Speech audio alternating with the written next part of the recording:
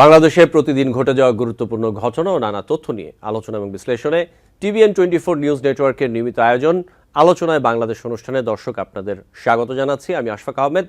আজকের অনুষ্ঠানে আমাদের সাথে অতিথি হিসেবে যুক্ত আছেন ডক্টর সৈয়দ আব্দুল্লাহ আল মামুন চৌধুরী, প্রফেসর আন্তর্জাতিক সম্পর্ক বিভাগ, রাজশাহী বিশ্ববিদ্যালয়, এবং আমাদের সাথে আরও যুক্ত আছেন তানভীর হোসেন, উন্নয়ন কর্মী। আপনাদের স্বাগত জানাচ্ছি আলোচনায় বাংলাদেশ অনুষ্ঠানে। আপনাদের সাথে আলোচনা শুরু করার আগে আমি কয়েকটি তথ্য একটু দর্শকদের উদ্দেশ্যে তুলে ধরতে চাই। প্রথমে যে তথ্যটি তুলে ধরতে চাই তা হচ্ছে অন্তর্বর্তী সরকার প্রধান উপদেষ্টা ডক্টর মোহাম্মদ ইউনূস বলেছেন, আমরা এখন অতীতের যে কোনো সময়ের চেয়ে বেশি শক্তিশালী, উদ্যমী এবং সৃজনশীল। আমাদের তরুণ প্রজন্মের স্বপ্ন অতীতের যে কোনো প্রজন্মের স্বপ্নের চাইতে দুঃসাহসী। তারা যেমন নতুন বাংলাদেশ সৃষ্টি করতে চায়, তেমনি একই আত্মবিশ্বাসের নতুন পৃথিবী সৃষ্টি করতে চায়। এটি বৃহস্পতিবার ঢাকার ওসমানী স্মৃতি মিলনায়তনে 21শে পদক 2025 অনুষ্ঠানে তিনি একথা বলেন। ডক্টর ইউনূস বলেন, আমাদের তরুণ প্রজন্ম নতুন পৃথিবী সৃষ্টিতে নেতৃত্ব দিতে চায়। সে নেতৃত্ব দেওয়ার জন্য তারা প্রস্তুত, ছেলেরাও প্রস্তুত, মেয়েরাও প্রস্তুত। তারা ঘুরে ধরা আত্মবিনাশী সভ্যতার বন্ধন মুক্ত হয়ে তাদের স্বপ্নের নতুন সভ্যতা গড়তে চায়, যে সভ্যতার মূল লক্ষ্য থাকবে পৃথিবীর সকল সম্পদের ওপর প্রতিটি মানুষের সমান অধিকার নিশ্চিত করা, প্রতিটি মানুষের স্বপ্ন দেখার এবং সে স্বপ্ন বাস্তবায়নের সকল সুযোগ নিশ্চিত করা, মানুষের জীবনযাত্রাকে এমনভাবে গড়ে তোলা যাতে করে পৃথিবীর অস্তিত্ব কোনো রকমে বিঘ্নিত না হয় এবং পৃথিবীর ওপর বসবাসরত সব প্রাণীর সুস্বাস্থ্য নিয়ে বেঁচে থাকা কোনো ক্রমেই বিঘ্নিত না হয়। এরপর যে তথ্যটি তা হচ্ছে বিগত 3টি বিতর্কিত সংসদ নির্বাচন 2014, 2018 ও 2024 সালে অনুষ্ঠিত যে নির্বাচনগুলো, সেখানে দায়িত্বে থাকা সাবেক জেলা প্রশাসকদের মধ্যে যাদের চাকরির বয়স 25 বছর হয়েছে তাদের বাধ্যতামূলক অবসর দেওয়ার সিদ্ধান্ত নিয়েছে সরকার, এবং বাকিদের বিশেষ ভারপ্রাপ্ত কর্মকর্তা অর্থাৎ ওএসডি করার সিদ্ধান্ত নেওয়া হয়েছে। তাদের মধ্যে চাকরির বয়স এরই মধ্যে 25 বছর হওয়া 22 জন সাবেক ডিসিকে বৃহস্পতিবার বাধ্যতামূলক অবসরে পাঠানো হয়েছে। সচিবালয়ে সাংবাদিকদের এই সিদ্ধান্তের কথা জানিয়েছেন জনপ্রশাসন মন্ত্রণালয়ের জ্যেষ্ঠ সচিব মোহাম্মদ মোখলেসুর রহমান। তিনি বলেছেন, যাদের বিরুদ্ধে দুর্নীতির অভিযোগ থাকবে তাদের বিষয়গুলো দুর্নীতি দমন কমিশনে পাঠানো হবে। এরপর আরেকটি তথ্য তা হচ্ছে বিএনপির মহাসচিব মির্জা ফখরুল ইসলাম আলমগীর বলেছেন যে আমরা সবাই কিন্তু অস্থির অবস্থায় আছি, ঠিক জানি না কখন কোথায় কি হচ্ছে, বুঝতেও পারছি না। এই জায়গা থেকে আমি অন্তর্বর্তী সরকার প্রধান প্রফেসর ইউনূসকে অনুরোধ করব, জাতিকে অস্থিরতার মধ্যে না রেখে দয়া করে খুব দ্রুত নির্বাচনের তারিখ ঘোষণা করুন। মির্জা ফখরুল বলেছেন, অন্যান্য রাজনৈতিক দলকে অনুরোধ করব এমন কোনো কথাবার্তা বলবেন না যাতে জাতির ঐক্য বিনষ্ট হয়। এদিকে অন্তর্বর্তী সরকারকে দ্রুত নির্বাচন দেওয়ার আহ্বান জানিয়ে বিএনপির ভাইস চেয়ারম্যান শামসুজ্জামান দুদু বলেছেন, বিএনপিকে রাস্তায় নামতে বাধ্য করবেন না। এরপর যে তথ্যটি তা হচ্ছে নির্বাচনের আগে সংস্কার কাজে হাত না দেওয়ার আহ্বান জানিয়েছেন জাতীয় পার্টির চেয়ারম্যান গোলাম মোহাম্মদ কাদের। তিনি বলেছেন, নির্বাচনের পরে যারা সরকার গঠন করবে তারাই সংস্কার বিষয়ে চূড়ান্ত সিদ্ধান্ত নেবে। এখনই সংস্কারে হাত না দেওয়াটাই আমাদের সাজেশন। নির্বাচন নিয়ে জিএম কাদের বলেছেন, আমরা নির্বাচনে যাব, নির্বাচনের পরিস্থিতি দেখে যদি নির্বাচনে লেভেল প্লেইং ফিল্ড না থাকে, যদি একতরফা নির্বাচন হয়, তাহলে কারণ নির্বাচনে বৈধতা দিতে জাতীয় পার্টি নির্বাচনে যাবে না। জিএম কাদের বলেন, ঘৃণা আর প্রতিহিংসা বাড়াতে হবে, এটাই যেন এখন সরকারের ধর্ম হয়ে গেছে। যত ঘৃণা প্রতিহিংসা বাড়াতে পারো, এটাই হলো এখন রাজনীতি, সামাজিক নীতি। এভাবে কোনো দেশ চলতে পারে না, এটা গত সরকারও করেছে, এখন তাদের প্রায়শ্চিত্ত করতে হচ্ছে। দেশের আইন শৃঙ্খলা পরিস্থিতির অবনতি হয়েছে সমালোচনা করে জাতীয় পার্টির চেয়ারম্যান বলেছেন, এই সরকারের প্রতি জনগণের আস্থা নেই, এই সরকার নিরপেক্ষ কিনা এটা নিয়ে মানুষের মনে সন্দেহ দেখা দিয়েছে, এই সরকার বৈষম্য করছে। এবং সবশেষ আরেকটি তথ্য তা হচ্ছে সীমান্ত হত্যা ও সীমান্তে বেড়া দেয়া নিয়ে যখনই কোনো প্রশ্ন উঠবে তখনই বিজিবি ও বিএসএফ যৌথ আলোচনার ভিত্তিতে দ্রুত তার মীমাংসা করবে। বাংলাদেশ ও ভারতের সীমান্তরক্ষী বাহিনী বিজিবি ও বিএসএফ এর শীর্ষ পর্যায়ের বৈঠকে এই সিদ্ধান্ত হয়েছে। নয়াদিল্লিতে দুই বাহিনীর 3 দিনের এই বৈঠকে সীমান্ত হত্যা ও বেড়া দেয়ার বিষয় দুটি প্রাধান্য পেয়েছে। এবং বৃহস্পতিবার যৌথ সংবাদ সম্মেলনে এক প্রশ্নের জবাবে বর্ডার গার্ড বাংলাদেশ বিজিবির মহাপরিচালক মেজর জেনারেল মোহাম্মদ আশরাফুজ্জামান সিদ্দিকী বলেছেন, সীমান্তে বেড়া দেয়ার বিষয়টি বিস্তারিত আলোচনা হয়েছে। সীমান্তের 150 মিটার নোম্যান্স ল্যান্ড হিসেবে স্বীকৃত, সেটা মেনে নিতে হবে। ওই এলাকায় স্থায়ী অবকাঠামো তৈরি করা যায় না, 150 মিটার বাইরে কোনো স্থাপনায় আপত্তি নেই। তিনি বলেন, কোনো ক্ষেত্রে সমস্যা দেখা দিয়েছে, যৌথ উদ্যোগে সমস্যা সমাধানের বিষয়ে দুই পক্ষই সম্মত। আমি চলে যাব আমাদের দুজন আলোচকের সাথে এই বিষয়গুলো নিয়ে কথা বলতে, এবং এছাড়াও আরও বেশ কয়েকটি বিষয় আমাদের হাতে রয়েছে যেগুলো নিয়ে আলোচনা করতে চাই। আমি শুরুতে একটু আসি ডক্টর সৈয়দ আব্দুল্লাহ আল মামুন চৌধুরী আপনার কাছেই, যে এই বিষয়টি নিয়ে অন্তর্বর্তী সরকার প্রধান উপদেষ্টা তিনি বলেছেন যে আমরা এখন অতীতের যে কোনো সময়ের চেয়ে বেশি শক্তিশালী, উদ্যমী ও সৃজনশীল। এই যে প্রধান উপদেষ্টার বক্তব্য, আপনি কি দেখছেন যে বাংলাদেশের বর্তমান পরিস্থিতি, সরকারের পরিস্থিতি অথবা রাষ্ট্র পরিচালনা সবকিছু বিবেচনায় যে বাংলাদেশ একটি শক্তিশালী অবস্থানে রয়েছে অন্য যে কোনো সময়ের চেয়ে? ধন্যবাদ। এবং আপনার মাধ্যমে টিভিএন এর দর্শক যারা রয়েছেন তাদেরকে অসংখ্য ধন্যবাদ। আপনি খুবই চমৎকার একটা প্রশ্ন করেছেন। আমাদের বর্তমান অন্তর্বর্তী সরকারের মাননীয় উপদেষ্টা যে মন্তব্যটি করেছেন, এটা একটা ইতিবাচক মন্তব্য তিনি করেছেন। কারণ বর্তমানে যে একটা সরকার পরিবর্তন হয়েছে এবং যে সরকারটা পরিচালিত হচ্ছে, এবং এই সরকারের পেছনে যারা, আমি বলবো যে চালিকা শক্তি হিসেবে কাজ করছে দৃশ্যমান, তাদেরকে মনে হচ্ছে যে তারা আমাদের ছাত্র বা তরুণ শক্তি। তা আমরা এটা জানি, বাংলাদেশের যে ইতিহাস, বাংলাদেশের প্রত্যেকটা ইতিহাস নির্মাণের পেছনে সবচেয়ে বড় শক্তি হিসেবে কাজ করেছে আমাদের ছাত্র, বিশেষ করে তরুণ সমাজ। সেই হিসেবে তরুণ সমাজ যেহেতু এখন রাস্তায় আছে এবং বিভিন্ন রকম কর্মকাণ্ডের সাথে জড়িত আছে, এর উপর ভিত্তি করেই হয়তো আমাদের মাননীয় প্রধান উপদেষ্টা এই কথাটি বলেছেন। কিন্তু একটা রাষ্ট্র কতটুকু শক্তিশালী, এটা কিন্তু শুধুমাত্র তরুণ সমাজের অংশগ্রহণের উপরে নির্ভর করে না। একটা রাষ্ট্রের শক্তি পরিমাপ করার কিছু মানদণ্ড আছে, নির্ণায়ক আছে। সেই রাষ্ট্রের শক্তি, সামরিক শক্তি, অর্থনৈতিক শক্তি, সাংস্কৃতিক শক্তি এবং মানব সম্পদের যে শক্তি, এগুলো ইন্ডিকেটর আছে। সেই ইন্ডিকেটরের উপর ভিত্তি করে তিনি এই কথাগুলো বলেছেন কিনা সেটা আমার জানা নেই। দ্বিতীয়ত আরেকটা জিনিস ভাবতে হবে, একটা রাষ্ট্র শুধুমাত্র তরুণ সমাজের পার্টিসিপেশনের মধ্য দিয়ে চলে না।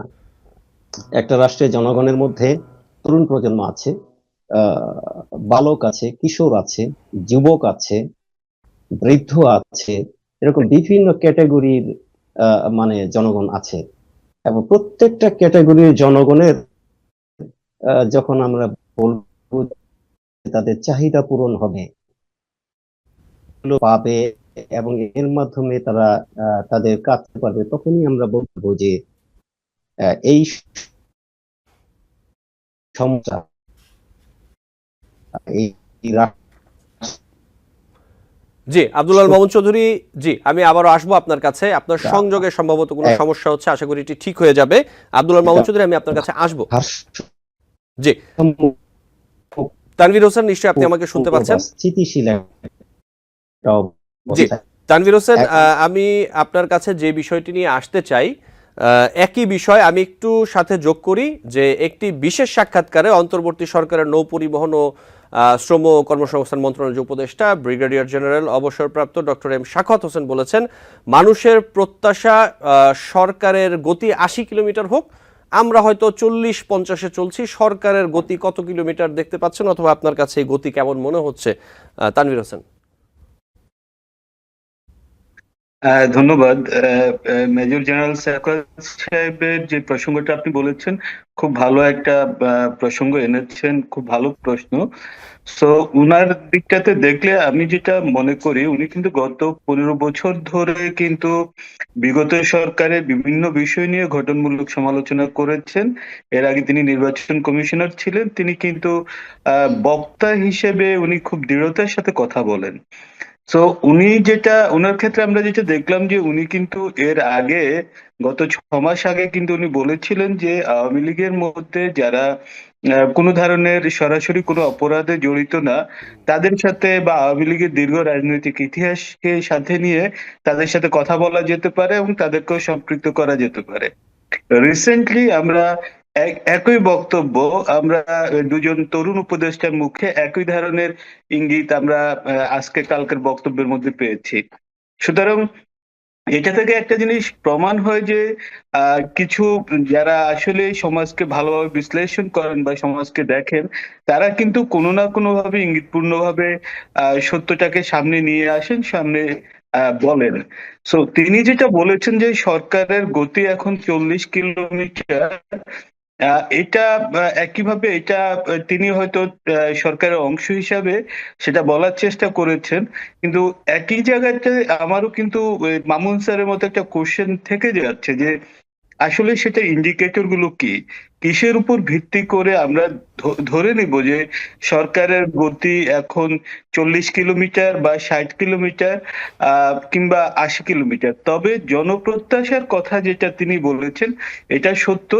জনগণ যে অভ্যুত্থান, জনগণের সম্পৃক্ততা ছিল বা যারা অভ্যুত্থানের নেতৃত্ব দিয়েছেন তাদের কাছ থেকে যে প্রত্যাশা ছিল জনগণের, সেই প্রত্যাশার পারদ গলে গেছে এবং জনগণ অনেক জায়গাতেই আসলে আমরা বলতে শুনেছি বিভিন্ন মিডিয়াতে যে আগের সরকারই ভালো ছিল, এই ধরনের কথা আমরা শুনেছি বা সমাজে এখন সেটা প্রায় সব জায়গাতেই শোনা যায়।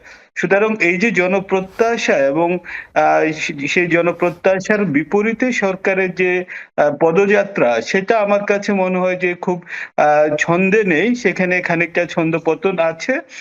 পাশাপাশি আপনি যদি আরেকটু গভীরভাবে আপনি পর্যবেক্ষণ করেন যে আহ, সরকারকে যারা নেতৃত্ব দিচ্ছেন তাদের মধ্যে কিন্তু এক ধরনের আপনার পরিবর্তনশীলতা, কারণ সরকার শুরু হয়েছে এক ধরনের জনতুষ্টির প্রেক্ষাপট থেকে, জনতুষ্টির কথা বলে সরকারের যে যাত্রাটা শুরু হয়েছে, কিন্তু বাস্তবতা হলো যদি আপনি আইনের বিধান আপনি যদি সমাজে প্রতিষ্ঠা করতে চান, রাষ্ট্রে প্রতিষ্ঠা করতে চান, তাহলে জনতুষ্টিবাদ থেকে সরে আসতে হবে।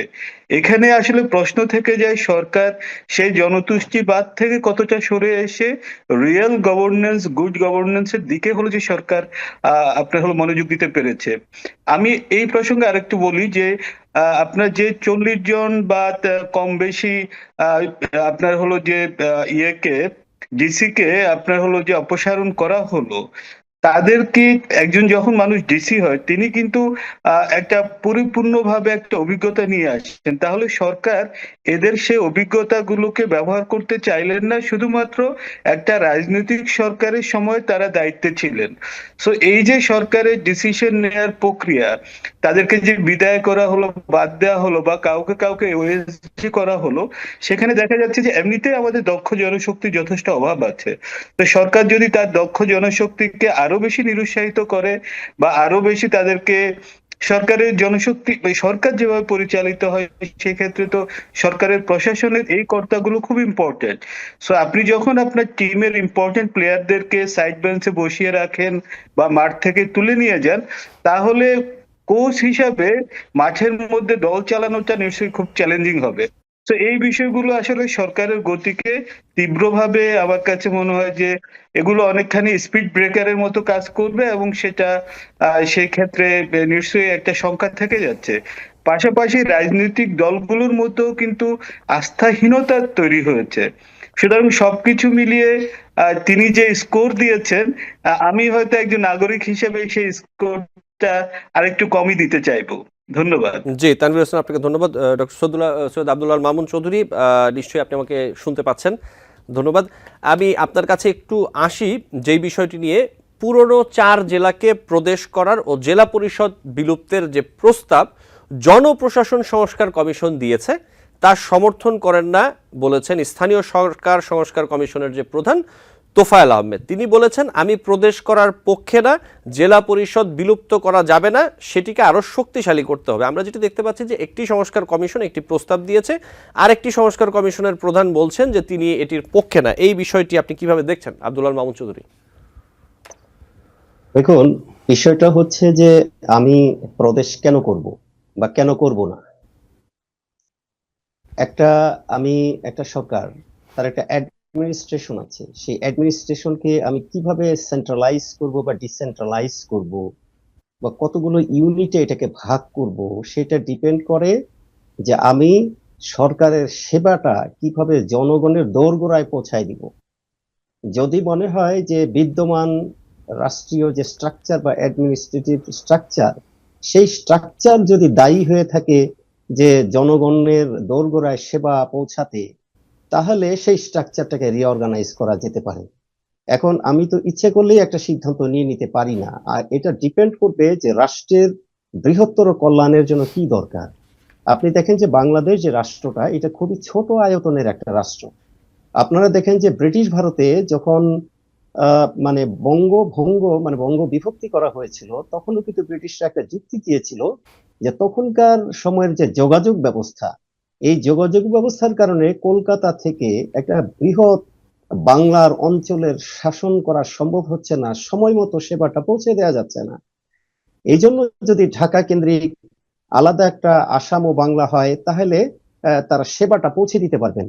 এখন আমাদের বর্তমান যে বাংলাদেশ, বর্তমান যে যোগাযোগ ব্যবস্থা, বর্তমান যে টেকনোলজি, বর্তমানের যে ইনফরমেশন টেকনোলজি এবং বিভিন্ন ধরনের ডিজিটাল সিস্টেম, এইটার মাধ্যমে কি মনে হয় যে ঢাকায় বসে থেকে আমি চট্টগ্রামের সেবা পৌঁছাতে পারছি না, বা ঢাকায় বসে থেকে সিলেটে সেবা পৌঁছাতে পারছি না, বা রংপুরে পৌঁছাতে পারছি না?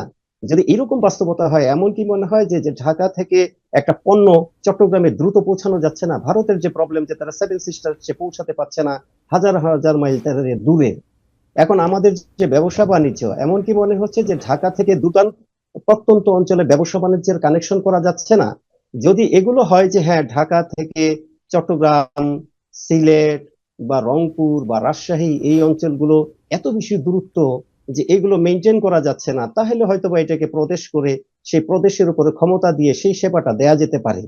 কিন্তু যদি আপনি দেখেন যে না, ইজিলি আমাদের যে রেলওয়ে সিস্টেম, আমাদের যে মানে যোগাযোগ ব্যবস্থা, সড়ক যোগাযোগ ব্যবস্থা, সেটা যদি বোঝা যায় যে আমি সেবাটা পৌঁছাতে পারছি, তাহলে তো এইভাবে প্রদেশ করার কোনো প্রয়োজন নাই, বরং সেটা আরো বিদ্যমান সিস্টেমটাকে সমস্যায় ফেলবে। এইটা একটা দিক। দ্বিতীয়ত আরেকটা দিক আপনি দেখেন, যখনই একটা প্রদেশ হবে, আহ, তখন কিন্তু একটা আঞ্চলিকতাবাদের সৃষ্টি হবে। বাংলাদেশ রাষ্ট্রটা কিন্তু অখণ্ড একটা জাতিসত্তা নিয়ে তৈরি হয়েছিল।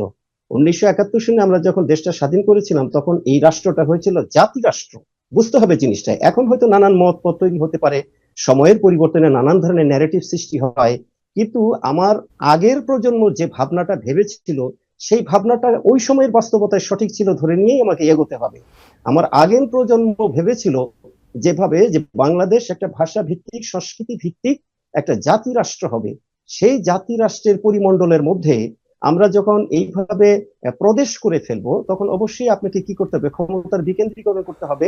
তখন প্রশ্ন আসবে যে প্রাদেশিক স্বায়ত্তশাসন দাও। যখন আপনি একটা রাষ্ট্রটাকে ভেঙে বিভিন্ন প্রদেশ করবেন, তখন প্রদেশগুলো তখন কি করবে? কেন্দ্রকে মানতে চাইবে কি মানতে চাইবে না। কারণ রাষ্ট্রের টোটাল যে মানে সম্পদ, সেই সম্পদের উপরে তাদের যে মালিকানা, সেই মালিকানাটা তারা প্রপার শেয়ার পাচ্ছে কিনা, এটা তারা কিন্তু তখন বিবেচনা করবে। যখন দেখবে যে না, রাষ্ট্রীয় সম্পদের মালিকানার মধ্যে তাদের প্রপার শেয়ার নাই, তখন কিন্তু তারা বা প্রাদেশিক স্বায়ত্তশাসনের একটা দাবি করবে। এইভাবে জিনিসটা হবে যে বিভিন্ন রকম রাজনৈতিক সমস্যা সৃষ্টি হওয়ার সম্ভাবনা আছে।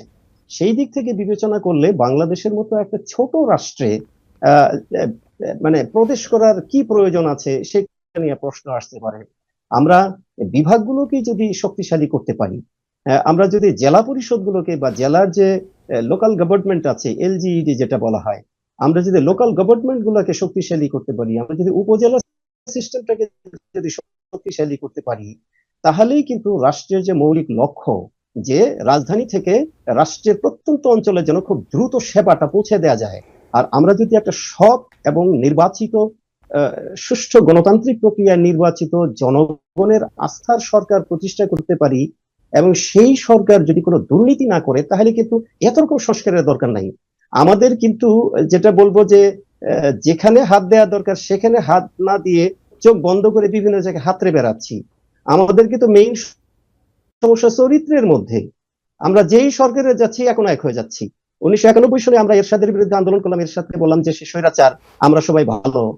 আমরা যখন গেলাম তখন দেখলাম আমরাই স্বৈরাচার হয়ে গেলাম। আবার সেই স্বৈরাচারের বিরুদ্ধে আন্দোলন করে যখন আবার আওয়ামী লীগ ক্ষমতায় আসলো, দীর্ঘদিন পরে এখন আমরা বুঝতে পারলাম যে না, আওয়ামী লীগ আমাদের সাথে বেইমানি করেছে, তারাও ফ্যাসিস্ট হয়ে গেছে। তাহলে লঙ্কায় গেলেই সবাই রাবণ হয়ে যাচ্ছে। তাহলে সিস্টেমটা আমাদের কি? তাহলে সিস্টেমটা হলো আসলে দুর্নীতি। সিস্টেমটা হলো জনগণের মধ্যেও দুর্নীতি। আমরা শুধু রাজনীতিবিদদের দোষ দিই, আমরা শুধু প্রশাসনে যারা বসে আছে তাদেরকে দোষ দিই, কিন্তু জনগণের মধ্যেও যে চারিত্রিক সংশোধনের প্রয়োজন আছে। আপনি দেখেন কোন একটা জায়গায় গেলে দেখবেন যে আমরা জনগণ প্রচুর আরেকজনের সমালোচনা করি, কিন্তু নিজের কাজ করার জন্য কিন্তু আমরা আবার নিজে নিজে একবারে ঘুষ দিই। আমরা লবি করি, ফোন করি, ওইখানে আমার কোনো আত্মীয় আছে কিনা, আমার বিশ্ববিদ্যালয়ে কোনো বড় ভাই আছে কিনা, আমার এলাকার কোনো লোক আছে কিনা, এরকম ধরে ধরে কিন্তু কাজ করার চেষ্টা করি। ফলে আমরা যে ডিসি গুলাকে সাসপেন্ড করে ফেললাম, হতে পারে তাদের দোষ আছে, কিন্তু তারা কি করবে? তারা তো অসহায়। এখন আপনি যখন এই 30-40 জন ডিসি কে সাসপেন্ড করে ফেললেন, তাহলে বর্তমান সরকারের আমলে যারা ডিসি আছে তারাও কিন্তু একটা ঝুঁকির মধ্যে পড়ে গেল যে এই সরকার তো কিয়ামত পর্যন্ত থাকবে না। তাহলে এই সরকারটা যখন পরিবর্তন হয়ে যাবে, তাহলে পরবর্তী সরকার এসে কিন্তু এই সরকারের ডিসি গুলাকে চেঞ্জ করে যাবে। এই যে চেইন রিয়াকশন, এই চেইন রিয়াকশনের ভয়ের ভেতর থেকে কিন্তু আপনি একটা শক্তিশালী আমলাতন্ত্র তৈরি করতে পারবেন না। একটা শক্তিশালী আমলাতন্ত্রকে তৈরি করতে না পারলে কিন্তু রাষ্ট্রযন্ত্রকে আপনি চালাতে পারবেন না। এই জন্য আমি যে কথাটা বলছি যে এই যে দুইজন দুই ধরনের কথা বলেছেন, যারা সংস্কার করতে চান তারা যেমন প্রদেশ করার দিয়েছেন, এবং আগের কমিশনে যিনি বলেছেন, আমি মনে করি ব্যক্তিগতভাবে যে বাংলাদেশের সুশাসনটা দরকার।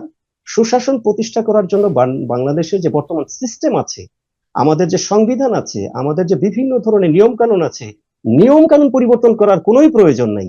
প্রয়োজন হলো মানুষের চরিত্র পরিবর্তন করা। প্রয়োজন হলো এমন একটা সিস্টেম দাঁড় করা যাতে করে আমার লোকগুলো দুর্নীতি করতে না পারে। আপনি দেখেন, আপনার টকশোতেই একদিন বলেছিলাম যে বর্তমানে যারা উপদেষ্টা আছেন, বিভিন্ন সরকারি কর্মকর্তা আছেন, তারা কিন্তু দেখেন গাড়ি ব্যবহার করছেন, তার জন্য বরাদ্দ একটা, তারা 3টা 4টা ব্যবহার করছেন। এবং পত্রিকার রিপোর্ট অনুযায়ী দেখা যাচ্ছে যে তাদেরকে যখন প্রশ্ন করা হয়েছে যে আপনারা এরকম ভাবে করছেন কেন, তারা বলছে যে এটা তো আমরা জানি না, আগেও এরকম ছিল, এখনো আমরা এরকম করছি। তার মানে কি, যে স্বপ্ন নিয়ে আমরা এই পরিবর্তনটা করলাম, আমরা পরিবর্তন করে যখন আমরা ক্ষমতায় আসলাম, তারা আবার আগে যেমন চলছিল তেমনই ফলো করছি। তাহলে এই যদি হয় অবস্থা, তাহলে যে জিনিসটা হবে যে হীরক রাজার দেশের মতো হয়ে যাবে। হ্যাঁ, যে যখন যে আসবে সে তার মতো সাজাবে, যখন যে আসবে তার মতো করে সাজাবে। আলটিমেটলি জনগণ ওই মানে বানরের পিঠা ভাগের মতো জনগণ তাকায় তাকায় দেখবে যে এই পিঠা হয়ে যাচ্ছে। তা আমি মনে করি যে এটা আরো গভীরভাবে চিন্তা করা দরকার, কারণ বাংলাদেশ এমন একটা জিওগ্রাফিক্যাল সিচুয়েশন আছে যার জন্য বাংলাদেশটাকে নিয়ে অনেক ধরনের ইন্টারন্যাশনাল পলিটিক্স চলছে। জি, এই ডক্টর ইন্টারন্যাশনাল সৈয়দ আব্দুল আল মামুন চৌধুরী, জি আমাকে একটি বিরতি নিতে হবে এই বিষয়গুলো নিয়ে। জি 1 সেকেন্ডের মধ্যে জি যে আমি বলছি যে বাংলাদেশে যে পলিটিক্স এর মধ্যে পড়েছে, বাংলাদেশ একটা রক্তক্ষয়ী মুক্তিযুদ্ধের মাধ্যমে কিন্তু স্বাধীন হয়েছে গ্লোবাল পলিটিক্স এর এগেইনস্টে। সুতরাং গ্লোবাল পলিটিক্সে যারা আমাদের 71 সনে বিরোধী ছিল, তারা কিন্তু প্রতিশোধ নেওয়ার জন্য তৎপর। যে তারা কোনোভাবে আমাদের এই এই এই এই জাতিসত্তার যে উত্থান, এই যে আমরা বিকশিত হয়েছি, এটাকে মিসগাইডেড করার জন্য এটা করছে কিনা, এটা আমাদের সরকারের বাইরে এবং সাধারণ জনগণ সবাইকে ভাবতে হবে। কারণ দেশটা যেন আমাদের হাতছাড়া হয়ে না যায়, স্বাধীনতা যেন আমাদের হাতছাড়া হয়ে না যায়। একবার এটা হারিয়ে গেলে আমরা কিন্তু আর ফেরত পাবো না, কারণ স্বাধীনতা অর্জন করার চাইতে স্বাধীনতা রক্ষা করা খুব কঠিন। এগুলো মাথায় রেখেই আমাদের প্রশাসনিক সংস্কারে হাত দিতে হবে, না হলে হিতে বিপরীত হয়ে যেতে পারে। জি, ডক্টর সৈয়দ আব্দুল আল মামুন চৌধুরী, আমি আবার আসবো আপনার কাছে, নিশ্চয় আমাকে একটি বিরতি নিতে হবে। তানভীর হোসেন, আপনিও থাকবেন সাথে। দর্শক, আলোচনায় বাংলাদেশ অনুষ্ঠানে নিচ্ছি ছোট্ট একটি বিরতি, সাথে থাকবেন। টিবিএন 24 টেলিভিশন দেখতে আজই কল করুন 7187776556। লগ ইন করুন www.totalcablebd.com। দর্শক, আলোচনায় বাংলাদেশ অনুষ্ঠানে আপনাদের আবারও স্বাগত জানাচ্ছি। আমাদের সাথে আছেন দুজন অতিথি। আমি সরাসরি প্রশ্নে চলে যেতে চাই। বিরতির পর আমি একটু তানভীর হোসেন আপনার কাছে আসতে চাই যে বিষয়টি নিয়ে সৈয়দ আব্দুল আল মামুন চৌধুরী যে বিষয়গুলো বলছিলেন, সেখান থেকেও আপনি কিছু আপনার মতো করে বলতে পারেন। সাথে একটু যোগ করি একটা বিষয়, সেটা হচ্ছে যে জাতীয় পার্টির চেয়ারম্যান তিনি বলেছেন যে এই সরকারের প্রতি জনগণের আস্থা নেই, এই সরকার নিরপেক্ষ কিনা এটা নিয়ে মানুষের মনে সন্দেহ দেখা দিয়েছে, এই সরকার বৈষম্য করছে। তার এই যে অভিযোগগুলো আপনি কিভাবে দেখছেন তানভীর হোসেন? ধন্যবাদ। অত্যন্ত ভালো এবং গুরুত্বপূর্ণ একটা প্রশ্ন। তো প্রথমে আমি মামুন স্যারের কথা বেশ ধরেই বলি, এই যে দেশটাকে প্রদেশে ভাগ করার যে পরিকল্পনা বা যে প্রস্তাবনা এসেছে, আপনি দেখেন জনগণের মধ্য থেকে কিন্তু সেরকম কোনো দাবি কখনো তৈরি হয়নি। জনগণের মধ্য থেকে আপনি খুব ভালো করে যদি আপনি একটু খেয়াল করেন না, আমাদের এই জিওগ্রাফিক্যাল লোকেশনের কারণে চট্টগ্রামের যে পরিমাণ সম্পদ, সেটা কিন্তু রংপুরে সেই পরিমাণ সম্পদ নেই। কিংবা খুলনাতে আপনার পোর্ট আছে, সেটা কিন্তু আপনার হলো যে পঞ্চগড়ের দিকটাতে নেই। সো এত ছোট একটা দেশকে আমরা কেন ম্যানেজ করতে পারছি না? আর আমরা যে যদি প্রদেশে ভাগ করি, সেটা সামাজিক আকাঙ্ক্ষা, রাজনৈতিক আকাঙ্ক্ষা, অর্থনৈতিক আকাঙ্ক্ষা, এই আকাঙ্ক্ষাগুলোকে আমরা কতটা আসলে বাস্তবতার ভিত্তিতে সমীকরণে নিচ্ছি। এবং এই অঞ্চলে যেহেতু আমাদের পাশে 7 সিস্টার আছে, আমাদের পাশে খুবই অস্থিতিশীল একটা দেশ মিয়ানমার আছে, এবং এই জায়গাটাতে যথার্থভাবে স্যার বলেছেন যে এখানে একটা আন্তর্জাতিকভাবে এখানকার আহ ভূ রাজনৈতিক বিষয়গুলো নিয়ে অন্যান্য অনেক প্রভাবশালী দেশের আগ্রহ আছে। সুতরাং এইসব জায়গাতে খুবই আহ তাৎক্ষণিকভাবে কোনো সিদ্ধান্ত না নিয়ে সেগুলো নিঃসন্দেহে হয়তো আমি ব্যক্তিগতভাবে একজন নাগরিক হিসাবে সেটাকে মনে করি না ভালো কোনো ফলাফল বয়ে আনবে। পাশাপাশি আমাদের মনে রাখতে হবে যে কোনো সিদ্ধান্ত একটা সুদূর প্রসারী প্রভাব আছে। সুতরাং সেই প্রভাবটা কতটা পজিটিভ কতটা নেগেটিভ সেগুলোকে অবশ্যই বিবেচনায় আনতে হবে। সো আপনার দ্বিতীয় যে প্রশ্নটি ছিল যে জি এম কাদের সাহেব যে মন্তব্যটা করেছেন, সেটা জি এম কাদের সাহেবের এই মন্তব্য করার পেছনের যে কারণগুলো সেগুলো আপনি একটু দেখেন।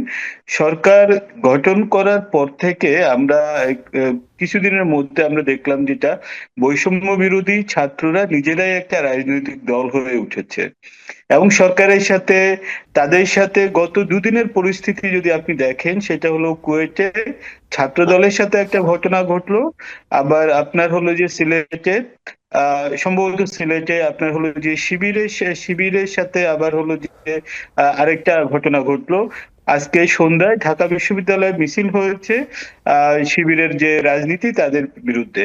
কিন্তু এতদিন ধরে কিন্তু শিবির থেকে এটা প্রকাশ করা হয়েছে বা প্রচার করা হয়েছে যে এই বৈষম্য বিরোধী আন্দোলনের মূল সাংগঠনিক কাঠামোটা তারা নিয়ন্ত্রণ করেছিল বা তারা তাদের সাপোর্টের উপর ভিত্তি করে সেটা হয়েছে। তাহলে এই ঘটনাগুলো যখন সামনে চলে আসে তখন সাধারণ মানুষ যেরকম বিভ্রান্ত হয়, রাজনৈতিক দলগুলোও কিন্তু সেরকম ভাবে একটা অনিশ্চয়তার মধ্যে পড়ে যায়। কারণ সরকারের মধ্য থেকে যখন নতুন রাজনৈতিক দল সৃষ্টি করা হয় তখন কিন্তু এই সরকারের যে নিরপেক্ষ অবস্থান এবং তাদের যে সংস্কার করার জন্য যে নিরপেক্ষ অবস্থান, এই দুটোই কিন্তু একটা হলো রাজনৈতিক নিরপেক্ষ অবস্থান এবং বাকিটা হলো জন আকাঙ্ক্ষার বিপরীতে সংস্কার করার জন্য তারা কতটা নির্দলীয় নিরপেক্ষ আচরণ করলো, এগুলো কিন্তু প্রশ্নবিদ্ধ হয়ে যায়। সুতরাং জি এম কাদের সাহেব যে প্রশ্ন করেছেন সেই প্রশ্ন একই সুরে কিন্তু নানাভাবে আমরা দেখেছি বিএনপির কয়েকজন মুখপাত্রর কাছ থেকে এসেছে। এখন গভর্নমেন্টের মূল স্টেক হোল্ডাররা যদি সেভাবে যদি কথা বলেন তাহলে এটা অবশ্যই বিবেচনা নিতে হবে এবং সরকারকে তার অবস্থান এই জায়গাটাতে আসলে ক্লিয়ার করতে হবে। আমি মনে করি যে যদি কেউ রাজনৈতিক দল গঠন করতে চায় তাদের অবশ্যই সেই অধিকার আছে, কিন্তু সরকারের মধ্য থেকে বিশেষ করে অন্তর্বর্তীকালীন সরকারের মধ্য থেকে রাজনৈতিক দল গঠন করে কিংবা সেখানেও আমরা দেখছি যে গণহারে পদত্যাগ বা সেখানেও একটা বিশৃঙ্খলা রয়েছে। তো এই বিশৃঙ্খলা গুলো থেকে সরকারকে খুব দ্রুতই বেরিয়ে আসতে হবে বলে আমি মনে করি। ধন্যবাদ। জি, তানভীর হোসেন, আপনাকে ধন্যবাদ। আমি একটু ডক্টর সৈয়দ আব্দুল আল মামুন চৌধুরী আপনার কাছে আসি। যেমনটা তানভীর হোসেন বলছিলেন, আমরা যেমনটা দেখতে পাচ্ছি যে বৈষম্য বিরোধী ছাত্র আন্দোলন এবং শিবিরের সাথে ছাত্র দলের এক ধরনের একটা বিরোধ চলছে। এই বিষয়টি নিয়ে কুয়েট সহ আরও যে ঘটনাগুলো ঘটছে, আমি আর বিস্তারিত যাব না কারণ আপনি জানেন এরই মধ্যে। পুরো বিষয়টি নিয়ে আপনার পর্যবেক্ষণ আসলে কি? দেখুন, আসলে সবকিছুই এখন আমাদের কাছে পরিষ্কার। সেটি হলো যে একটা সরকার বাংলাদেশে দীর্ঘদিন শাসন করেছে। এই দীর্ঘদিন শাসন করার সময়কালে তাদের বিরুদ্ধে অনেক ধরনের অভিযোগ জনগণের মনে পুঞ্জীভূত হয়েছে। তার মধ্যে একটা হলো যে তারা সুশাসন দিতে পারেনি, আরেকটা হলো যে ব্যাপক দুর্নীতি হয়েছে, দুর্নীতি অর্থ পাচার হয়েছে, আরেকটা হলো ডেমোক্রেসি তারা এস্টাবলিশ করতে পারে নাই, বিশেষ করে নির্বাচনী স্বচ্ছতা আছে কি নাই এটা নিয়ে জনগণের প্রশ্নবিদ্ধ ছিল। এই বিষয়গুলো এবং ফরেন পলিসি এবং এই সরকারের ফরেন পলিসি নিয়ে অনেকের সাথে মানে ভিন্ন রাজনৈতিক মতাদর্শে যারা বিশ্বাসী তাদের ফরেন পলিসির সাথে দ্বিমত ছিল। এই বিষয়গুলোকে কেন্দ্র করে দীর্ঘদিন যাবৎ সরকার এবং বিরোধী দলের মধ্যে যে ধরনের মানে বিপরীত চিন্তা ভাবনা, এরই আলোকে কিন্তু একটা বড় ধরনের আন্দোলন হয় এবং সেই আন্দোলনে বিশেষ করে তরুণ প্রজন্ম যোগ দেয় এবং সরকারের পরিবর্তন ঘটে। তাহলে এই যে একটা সরকার পরিবর্তন হলো, সেখানে আমরা দেখলাম একদিকে আওয়ামী লীগ এবং তার অঙ্গ সংগঠন বা সমর্থক যারা, আর বাকি সব রাজনৈতিক সংগঠন। তাহলে এই যে বাকি রাজনৈতিক সংগঠনগুলো একত্রিত হয়ে একটা সরকারকে নামালো। রাজনীতির ভাষায় যদি আমরা বলি, রাজনীতি মানুষ করে ক্ষমতা লাভ করার জন্য। এটা তাত্ত্বিকভাবে রাজনৈতিক দলগুলো রাজনীতি করে ক্ষমতায় যাওয়ার জন্য। এটা তাত্ত্বিকভাবে সত্য। তাহলে বোঝা গেল যে আমাদের মধ্যে যারা এই সরকারটাকে পরিবর্তন করেছে তাদের সবারই একটা আকাঙ্ক্ষা হলো যে ক্ষমতায় যাবে। তো ক্ষমতায় কেন যাবে? যার যার হয়তো বা আদর্শ আছে, নীতি আছে, যে রাষ্ট্রটাকে তারা কিভাবে দেখতে চায়, তাদের তারা ক্ষমতায় গিয়ে সেটা পালন করবে। এখন ইস্যুটা যখন ছিল যে সরকারকে পরিবর্তন করতে হবে, তখন কিন্তু সবাই ঐক্যবদ্ধ ছিল একটা ইস্যুতে, যে সরকারকে পরিবর্তন করতে হবে। কিন্তু যখন সরকারটা পরিবর্তন হয়ে গেল, তখন তো বাস্তবতা আর থাকলো না কোনো সরকার পরিবর্তনের। তখন কিন্তু আপনারা দেখবেন যারা একটা ইস্যুতে ঐক্যবদ্ধ হয়েছিল তারা কিন্তু যার যার প্ল্যাটফর্মে আবার ফিরে যাবে, এটি স্বাভাবিক। কাজে আন্দোলনটা সবাই মিলে করেছিল, কিন্তু যখনই আন্দোলনটা সফল হয়ে গেল, সরকার পতন হয়ে গেল, তখন কিন্তু আবার যার যার প্ল্যাটফর্মে ফিরে যাচ্ছে। শিবির তার প্ল্যাটফর্মে ফিরে যাচ্ছে, ছাত্রদল তার প্ল্যাটফর্মে ফিরে যাচ্ছে, জাতীয় পার্টি তার প্ল্যাটফর্মে ফিরে যাচ্ছে, অন্যান্য যত রাজনৈতিক দল আছে তারা যার যার প্ল্যাটফর্মে ফিরে যাচ্ছে। এখন তাহলে কি হবে? যার যার প্ল্যাটফর্ম থেকে তারা এখন জনগণের মানে আস্থা অর্জন করে তারা হয়তোবা তাদের আদর্শ প্রতিষ্ঠা করার জন্য ক্ষমতায় যাওয়ার চেষ্টা করবে। এই জায়গায় আমাদের ইন্টারিম সরকারের দায়িত্ব কি?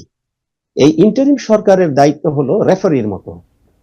তারা একটা লেভেল প্লেইং ফিল্ড তৈরি করবে এবং এমন একটা পরিস্থিতি তৈরি করবে যাতে করে এই সমাজ এবং রাষ্ট্রকে যারা কলুষিত করছে তারা যেন ফিরে আসতে না পারে, এরকম একটা ব্যবস্থা তারা নিবে। পাশাপাশি যারা সমাজকে পরিশুদ্ধ করতে চায়, এমন ধরনের রাজনীতি যারা করতে চায়, তাদের জন্য একটা লেভেল প্লেইং ফিল্ড তৈরি করবে। এখন আমরা বাস্তবতায় দেখতে পাচ্ছি যে যারা সরকারে আছে তাদের সাথে যারা রাজপথে আছে তাদের বিশেষ বিশেষ কারো কারো বিশেষ ধরনের সখ্যতা আছে। এই যখন অবস্থা, তখন তো অবশ্যই রাজনৈতিক দলগুলোর মধ্যে এক ধরনের কনফিউশন তৈরি হবে, তারা বিচ্ছিন্ন হবে এবং তারা অবশ্যই তাদের মধ্যে ঐক্যটা ধরে রাখতে পারবে না। তারই ফল এখন আমরা যেটাকে বলেন যে সিলেটে আমরা একটা ঘটনা দেখলাম, ঢাকা বিশ্ববিদ্যালয়ের ঘটনা দেখলাম। এগুলো আসলে বাস্তবতা, এগুলো হতে থাকবে, এগুলো রাজনীতির মধ্যেই। তো এখান থেকে বেরিয়ে আসার একটা উপায় হলো যে যারা সরকারে আছেন তারা যেন কোনোভাবে এটা প্রকাশিত না হয় যে তারা কোনো একটা বিশেষ রাজনৈতিক দল বা সংগঠনের প্রতি তারা পক্ষপাতিত্ব করছেন। পাশাপাশি তাদেরকে এটাও মাথায় রাখতে হবে যে তারা কিন্তু মানে যেটাকে বলে যে লিগ্যাল ম্যান্ডেট নিয়ে ক্ষমতায় আসেন নাই, একটা রাজপথের আন্দোলনের মাধ্যমে তারা ক্ষমতায় এসেছেন। রাজপথের আন্দোলনের মাধ্যমে ক্ষমতায় এসে দীর্ঘদিন থাকা যায় না, লিগ্যালিটি অর্জন করতে হয়। সেই লিগ্যালিটি অর্জন করতে হলে অবশ্যই তাদেরকে একটা নির্বাচন দিতে হবে, এবং আপনি নির্বাচনটা যত দেরিতে দিবেন তত যারা রাজপথে কাজ করছে তাদের মধ্যে অনৈক্য হবে, বিশৃঙ্খলা হবে। একটা পর্যায়ে যারা সরকারে আছেন তারাও কিন্তু পরিস্থিতি আর নিয়ন্ত্রণ করতে পারবেন না। এই সুযোগে কিন্তু যাদেরকে আপনারা পরাজিত করছেন তারা কিন্তু আবার ফিরে আসবে, যেটা এখন ইতিমধ্যেই আমরা খেয়াল করছি। অনেকে বলার চেষ্টা করছেন যে আগেই ভালো ছিল, আগের সরকারই ভালো ছিল। তাহলে জনগণ যদি এই ধরনের মনোভাবই পোষণ করে যে আগে যারা ছিল তারাই ভালো ছিল, তাহলে আপনারা এতদিনে কি অর্জন করলেন? তাহলে তো আপনাদের অর্জনগুলো ব্যর্থ হয়ে যাচ্ছে। তো আপনারা তো এই ব্যর্থ হওয়ার জন্য ক্ষমতায় আসেন নাই, ব্যর্থ হওয়ার জন্য তো মানুষের জীবন দেয়নি। কাজেই আমাদেরকে এমন ভাবে কাজ করতে হবে যাতে করে জনগণকে আমরা কনভিন্স করতে পারি যে হ্যাঁ, আমরা যারা আন্দোলন করেছিলাম তারা সঠিক পথে আছি, সঠিক জন্য আন্দোলন করেছি এবং আমরা একটা সঠিক পথেই রাষ্ট্রকে নির্মাণ করতে পারবো।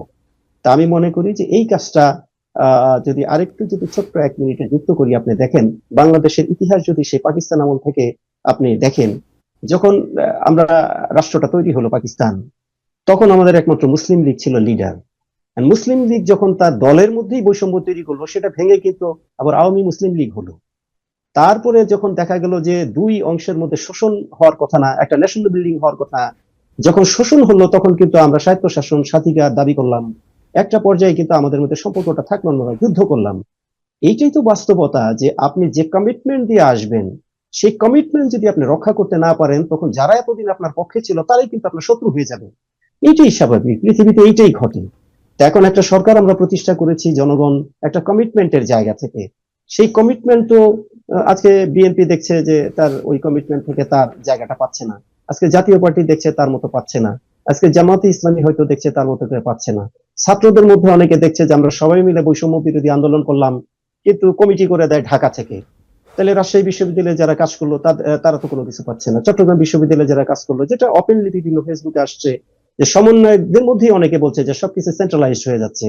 তা আমরা তো এই সেন্ট্রালাইজড বা বৈষম্য বা ডিকটেশনের বিরুদ্ধেই আন্দোলন করেছি। যা কিছু হয় ঢাকা বিশ্ববিদ্যালয় থেকে, পিএসসি তে নিয়োগ হয় ঢাকা বিশ্ববিদ্যালয় থেকে, আপনার নির্বাচন কমিশনে নিয়ে হয় ঢাকা থেকে, তাহলে রাজশাহী বিশ্ববিদ্যালয়ের ছেলেমেলে কি লেখাপড়া করে না? তাদের শিক্ষকরা কি গবেষণা করে না? চট্টগ্রাম বিশ্ববিদ্যালয় করে না? তাইলে আপনারা বৈষম্য দূর করার জন্য আন্দোলন করলেন, সরকার প্রতিষ্ঠা করলেন, সেই সরকার তো বৈষম্য দূর করতে পারছে না। আজকে কেন পিএসসি তে শুধু ঢাকা বিশ্ববিদ্যালয় থেকে চট্টগ্রাম বা জাহাঙ্গীরনগর বা ঢাকা থেকে যাবে না? আজকে রাষ্ট্রের বড় বড় জায়গাগুলোতে আপনি দেখেন যে বিভিন্ন জায়গায় যে ডিসিএসপি পোস্টিং হচ্ছে, এখানেও কিন্তু খেয়াল করলে আপনি দেখবেন যে বিশেষ কোনো অঞ্চল, বিশেষ কোনো বিশ্ববিদ্যালয়ের ছাত্র থেকে উদ্ধৃত এইভাবে হচ্ছে।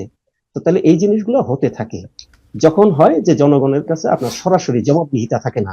বর্তমান যে ইন্টারিম গভর্নমেন্ট, তারা কিন্তু জনগণের কাছে সরাসরি জবাবদিহি করতে বাধ্য না, এই জন্য তাদেরকেও কেউ কিছু বলতে পারছে না। কিন্তু যখনই আপনি একটা নির্বাচিত সরকার প্রতিষ্ঠা করবেন, নির্বাচিত সরকারের যারা রাজনীতির সাথে জড়িত থাকেন তাদেরকে মাঠে যেতে হয়, জনগণের সাথে প্রতিমূর্তি মিশতে হয়, ফলে জনগণের মুখোমুখি হতে হয়, ফলে তাদেরকে কিন্তু চাপে থাকতে হয়। বর্তমান যে ইন্টারিম গভর্নমেন্ট, তাদের কিন্তু ওই রাস্তাঘাটে বাইরে যাওয়ার কোনো প্রয়োজন নেই। তারা বিভিন্ন ফিল্ড থেকে এক্সপার্ট ব্যক্তি একসাথে জড়ো হয়েছেন রাষ্ট্রটাকে চালানোর জন্য। আপনি যখন ফিল করবেন না যে আমি কিন্তু জনগণের মুখোমুখি হতে বাধ্য, তখন কিন্তু আপনি বুঝতে পারবেন না আপনি কি করছেন সেটা ঠিক না বেঠিক। তো এই জন্য যত দ্রুত একটা গণতান্ত্রিক পরিবেশ সৃষ্টি করে জনগণের ম্যান্ডেট প্রাপ্তদের দিয়ে আপনি শাসন নিয়ে আসবেন, তখন সংস্কার না হলেও সংস্কার যে হচ্ছে কি হচ্ছে না এটা দিয়ে কথা বলার তো সুযোগ থাকবে মানুষের। কারণ আপনাকে তো আবার আর একটা ইলেকশনের জন্য আবার আপনার এলাকাতেই যেতে হবে। আপনি না গেলে আপনার ভাই যাবে, আপনার বাবা যাবে, বোন যাবে, ছেলে যাবে, এদেরকে ধরবে। আপনাকে হয়তো ধরতে পারতেছেন না, আপনি ইন্টারকন্টিনেন্টালে বসে আছেন, কিন্তু আপনার শ্যালক বা দুলাভাই তো বসে আছে এলাকায়, তাকে ধরবে। এই যে জনগণের জবাবদিহিতা, এই জনগণের জবাবদিহিতাটা নিশ্চিত করতে না পারলে আপনি সুশাসনও নিশ্চিত করতে পারবেন না, ডেমোক্রেসিও নিশ্চিত করতে পারবেন না। আমলাতন্ত্রকে আপনি বরখাস্ত করেও কোনো লাভ হবে না, নতুন রিক্রুট দিয়েও হবে না। এটা চেক এন্ড ব্যালেন্সে রাখতে হবে। সবাই যেন বোঝে যে ক্ষমতাটা আসলে জনগণের হাতে। আমি তাদের পক্ষ থেকে জিম্মাদার, আমি তাদের পক্ষ থেকে কাজ করছি, যে কোনো মুহূর্তে জনগণ আমাকে সরাই দিতে পারে। এই পরিবেশটা আমাদের সৃষ্টি করা দরকার। এই পরিবেশটা যদি আমরা সৃষ্টি করতে পারি, তাহলে আমার মনে হয় যে জনগণের আকাঙ্ক্ষার পরিবর্তন ঘটবে। আমার মনে হয় সেই জায়গায় কনফিউশন তৈরি হয়েছে জন্যই আজকে বিভিন্ন জায়গায় তার বহিঃপ্রকাশ দেখা যাচ্ছে, সেটা ছাত্রদের মধ্যে, সেটা শিক্ষকদের মধ্যে, সেটা প্রশাসনে, রাজনীতিতে, সব জায়গায়। তো এটা যত দ্রুত সুরাহা করা যায় রাষ্ট্র হিসেবে আমাদের ততই মঙ্গলজনক। কারণ বর্তমান গ্লোবাল পরিস্থিতিতে বাংলাদেশকে নিয়ে অনেক পলিটিক্স হচ্ছে, যেটা আপনারাও জানেন, আমরাও জানি। আমাদের এই স্বাধীন ভূখণ্ডটা আমরা আসলে হারাতে চাই না। আমরা এই স্বাধীন ভূখণ্ডটা আমাদের পূর্ব প্রজন্ম আমাদের উপহার দিয়ে গিয়েছে, তাদের উপহারটা যেন আমরা সুন্দরভাবে গুছিয়ে রাখতে পারি, এটাই আমাদের লক্ষ্য হওয়া উচিত। জি, সৈয়দ আব্দুল আল মামুন চৌধুরী, আপনাকে অনেক ধন্যবাদ। আমি একটু তানভীর হোসেন আপনার কাছে আসি। নির্বাচনের কথা বলছিলেন ডক্টর সৈয়দ আব্দুল আল মামুন চৌধুরী। আমি একটু বলি, ডক্টর এম শাখাওয়াত হোসেন বলেছেন যে নির্বাচন কমিশন গঠিত হয়েছে, তারা কাজ করছে। আমি যদি খুব ভুল না করে থাকি, এটি ডক্টর এম শাখাওয়াত হোসেন বলেছেন যে আমি যদি খুব ভুল না করে থাকি তাহলে অক্টোবরের দিকে তফসিল ঘোষণা, ডিসেম্বরের নির্বাচন এবং জানুয়ারির মধ্যে নতুন সরকার গঠন হতে পারে এমন সংকেত পাচ্ছি। এটি হয়তো বা ওনার ব্যক্তিগত মতামত, কিন্তু এমন সংকেত কি আসলে সার্বিক কার্যক্রমের মধ্য দিয়ে মনে হচ্ছে পাচ্ছি আমরা? তানভীর হোসেন, 2 মিনিট পাবো আমরা যদি। ধন্যবাদ। আমার মনে হয় যে উনি জি জি জি আমরা প্রথমত হলো যে প্রধান উপদেষ্টার যে বক্তব্য, সে বক্তব্য থেকে একটা ডেডলাইন পাওয়া যাচ্ছে, অন্যান্য উপদেষ্টাদের বক্তব্য থেকেও একটা টাইম লাইন কিন্তু একটা ধারণা করা হচ্ছে। সো আজকে আমাদের যিনি এম সাখাওয়াত সাহেব যেটা বলেছেন সেটা হলো উনি এটাকে একটু ব্রেকডাউন করেছেন, টাইম ফ্রেমটাকে একটু ব্রেকডাউন করেছেন। তাদের মধ্যে হয়তো ইন্টারনাল ফোরামে সেগুলো ডিসকাস হয়েছে এবং সেই ডিসকাশনটা হয়তো আরো চলতে থাকবে। কিন্তু সার্বিকভাবে যদি আমরা বাইরের পরিস্থিতিগুলো তাকাই, তাহলে সেটা আমার কাছে মনে হয় যে নির্বাচনের যে হাওয়া, সে হাওয়া কিন্তু এখনো রাজনৈতিক দলের মধ্যে লাগেনি। এবং পাশাপাশি যারা নির্বাচন নিয়ে আগ্রহী যে মানুষগুলো আছে বা সাধারণ মানুষ, তাদের মধ্যেও কিন্তু নির্বাচন নিয়ে একটা আশঙ্কা রয়ে গেছে। আরেকটা বড় আশঙ্কা শুরু হয়েছে, সেটা হলো যে যেহেতু স্থানীয় সরকারের যে নির্বাচন, সেটা আগে হবে না, জাতীয় ন্যাশনাল ইলেকশনটা আগে হবে। সো সরি, তো সেই দুটো জায়গাতেও কিন্তু আলোচনা হচ্ছে। সুতরাং এই জায়গাটাতে আমার কাছে মনে হয় সরকারের আরেকটু খোলাখুলি ভাবে যদি কথা বলতে পারে, তাহলে আমার কাছে মনে হয় যে জনগণের মধ্যে আস্থার জায়গাটা ফিরবে। কারণ এক ধরনের জনশ্রুতি তৈরি হয়েছে যে সরকার একটা কিংস পার্টি তৈরি করে তারপরে তার নির্বাচনের জন্য তারা হলো যে মাঠে নামবে। সো এই ধরনের যে ধারণা তৈরি হচ্ছে সমাজের মধ্যে বা রাজনৈতিক মাঠে, এই ধারণাটা সরকারের জন্য এবং আপামর জনসাধারণের জন্য সবার জন্য আসলে ক্ষতিকর। সো আমার কাছে যেটা মনে হয় যে এই জায়গাটাতে সরকারের যদি এরকম একটা টাইম ফ্রেম যদি তারা মানে ঘোষণা করেন, তাহলে সেটা আসলে ক্লিয়ার করতে হবে। এই কারণে যে আমরা এখনো জানি না যে বিশেষ করে ভোটার তালিকা হালনাগাদের কতদূর হলো, সেটা কিন্তু এখন পর্যন্ত আমরা জানি না সেটা নির্বাচন কমিশন কতখানি এগোতে পেরেছেন। তো সেইভাবে যদি আমরা চিন্তা করি তাহলে নির্বাচন কমিশন থেকে কিন্তু এক ধরনের প্রস্তুতির বিষয় নির্বাচন কমিশন থেকেও কিন্তু জানাবে যে আমরা আমাদের প্রস্তুতি এতটা সম্পূর্ণ করতে পেরেছি কিংবা আমাদের এতটা সময় লাগবে। সো পুরো জিনিসটা এক ধরনের ধোঁয়াশা পরিস্থিতির মধ্যে আছে। আমরা আশা করি যে এই ধোঁয়াশা বা কুয়াশাটা একটু দ্রুতই কাটুক, নির্বাচনের দিকে ফিরুক দেশ। কারণ নির্বাচনই হলো একমাত্র এই যে পরিস্থিতি, এই যে জটিল একটা সমীকরণের মধ্যে পুরো দেশ এসে পড়লো, এই পরিস্থিতি থেকে উত্তরণের একটা উপায়। তবে পাশাপাশি বলে রাখা ভালো যে যেহেতু সরকারের তরফ থেকে বিগত সরকার বা বাংলাদেশ আওয়ামী লীগকে নির্বাচনে অংশগ্রহণ করা এবং না করা নিয়ে কিছু কথাবার্তা তারা কিছু মন্তব্য তারা করেছেন। সো সেখানে একটা জিনিস পাওয়া যাচ্ছে যে সবগুলো দলকে কনফিডেন্টে এনে যদি তারা নির্বাচনটা ঘোষণা করতে পারে, তাহলে আমার কাছে মনে হয় যে সেটা দেশের জন্য মঙ্গলজনক হবে। কিন্তু কোনো একটা দল যেহেতু আওয়ামী লীগের যে সাপোর্টার, যে বাংলাদেশে তাদের যে সমর্থন, সেই সমর্থনকে বিবেচনায় নিয়ে তাদেরকে যদি বাদ দিয়ে ইলেকশন করার কথা বলা হয়, সেই ক্ষেত্রে সেটা আবার এক ধরনের দুশ্চিন্তার মধ্যে জনগণকে ফেলে দেওয়া হবে। জি, তানভীর আমার হোসেন। কাছে মনে হয় নির্বাচনের ঘোষণাটা। জি, ধন্যবাদ। জি, তানভীর হোসেন, আপনাকে অনেক ধন্যবাদ। আমার সময় একদম শেষ, অতিরিক্ত সময় আলোচনা করছি এবং ডক্টর সৈয়দ আব্দুল্লাহ মামুন চৌধুরী, আপনাকে আন্তরিকভাবে ধন্যবাদ জানাচ্ছি আজকে সময় দেওয়ার জন্য। দুইজনই ভালো থাকবেন। নিশ্চয়ই অন্য কোনো দিন আপনাদের সাথে কথা হবে এবং আমাদের দর্শক আপনাদের মূল্যবান মতামত শুনতে পারবেন। ধন্যবাদ। দর্শক, আলোচনায় বাংলাদেশ অনুষ্ঠানে আজ এই পর্যন্তই। পরবর্তী অনুষ্ঠান দেখার আমন্ত্রণ জানিয়ে বিদায় নিচ্ছি।